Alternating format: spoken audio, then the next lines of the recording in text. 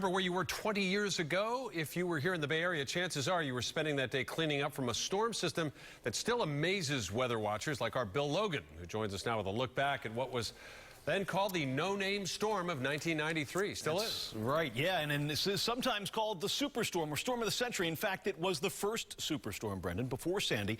We were watching the models paint a worst-case scenario for a Friday night, Saturday morning arrival of what's called a derecho. I remember doing weather at another station here in town on that Saturday, and it was a mess. In Florida alone, 44 people were killed, 18,000 homes were wrecked, damages totaled $1.6 billion as 11 confirmed tornadoes touched down. Something let loose.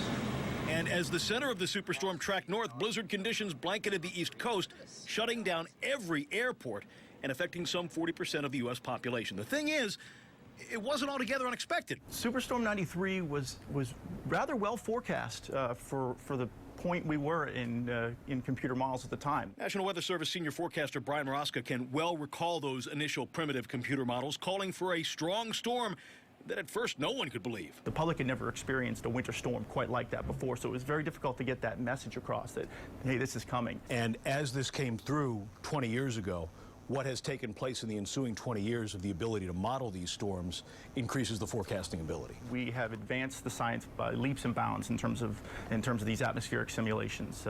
Not only the data, the observational data going into the models to get them going, but the computing power to simulate the different levels of the atmosphere and what is going to occur at the surface. So we owe a debt of gratitude to that storm system that verified as significant and made all of us who watch weather for a living a little more able to trust the models and forecast with faith. That gives us a much better sense of confidence that what they're showing is going to occur and get the message out a little bit faster.